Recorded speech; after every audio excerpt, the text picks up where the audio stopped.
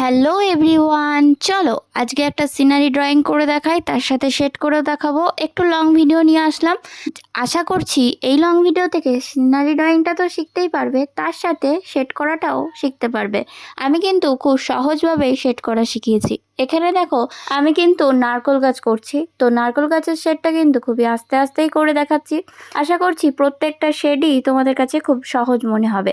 আর বাচ্চাদের জন্য আমি খুব ইজিভাবেই দেখানোর চেষ্টা করলাম। বাচ্চারা কিন্তু খুব সহজভাবে দেখার জন্য সব সময় তৈরি হয়ে থাকে। ওরা সহজভাবেই শিখতে চায়, কারণ ওদের মাথায় এতটা জটিলভাবে কোনো সময় ঢুকবে না।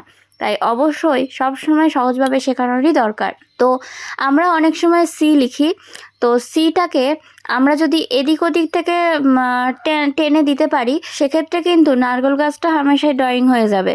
আর যদি এরকম বেঁকাভাবে ওরা না পারে, তখন বলতে হবে ফার্স্টে ডি আঁকো, তারপরে ডি এর মতো করে নারকেল গাছটা করে ফেলো। তো এরকম সহজভাবে কিছু কিছু জিনিস আছে, বুদ্ধি করে যদি মারা শেখাতে পারো, তাহলে কিন্তু বাচ্চারা খুব সহজভাবে আঁকাটা শিখে নেবে। আঁকাটা ওদের কাছে কিন্তু কোনো কঠিন বিষয় লাগবে না।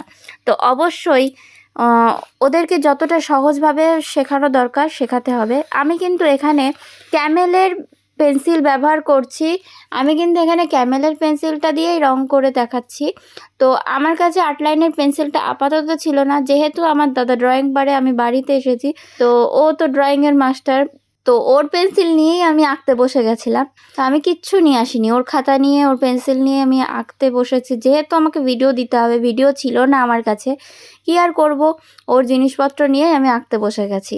আর ভিডিওটা যদি তোমাদের কাছে ভালো লাগে আর আমার ড্রয়িংগুলো যদি তোমাদের ভালো লাগে, অবশ্যই একটু পেজটাকে ফলো করে রেখো। আর এরকম সুন্দর সুন্দর যদি ড্রয়িং পেতে চাও সহজভাবে শেখানোর জন্য বাচ্চাদের, অবশ্যই আমার পেজটাকে দিকে নজর রাখবে সবাই। তো এখানে দেখো, আমি তো স্নান করেছি। তো বাচ্চারা অনেক সময় আঁকতে গিয়েও ভয় পায়। ফার্স্টে ভি আঁকা শেখাবে, ভির নিচ থেকে তারপরে দুটো দাগ দেবে, তো ওরা শিখে যাবে। এখানে দেখো, আমি কিন্তু গাছের পাতা করছি। গাছের পাতা করতে গিয়ে কিন্তু এখানে গোল গোল গোল গোল করে এইরকম দিয়ে নিচ্ছি, যাতে সুন্দরভাবে বোঝা যায় আমি গাছের পাতা করছি। তো এরকম সহজ সহজ কিছু ব্যাপার আছে, যারা বুদ্ধি করে আঁকাতে পারবে বাচ্চাদের, তারা অবশ্যই শিখে যাবে। তার বাচ্চারা অবশ্যই শিখে যাবে। সবসময় মাস্টার দেওয়া আমাদের পক্ষে সম্ভব হয় না, বা আমরা দিও না মাস্টারের কাছে।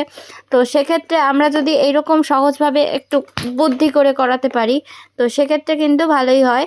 তো বেসিক কিছু আর্ট আছে, তো বেসিকের মধ্যে যে জিনিসগুলো শিখতে হয়, প্রথমে বলা হয় কতটা সহজভাবে তুমি ধরতে পারবে। সহজভাবে ধরার জন্য কিন্তু সহজভাবেই দেখাতে হবে, সহজভাবে বুদ্ধি করে করতে হবে। তোমরাও পারবে আশা করছি। ভালো লাগলে অবশ্যই ফলো করে রেখো।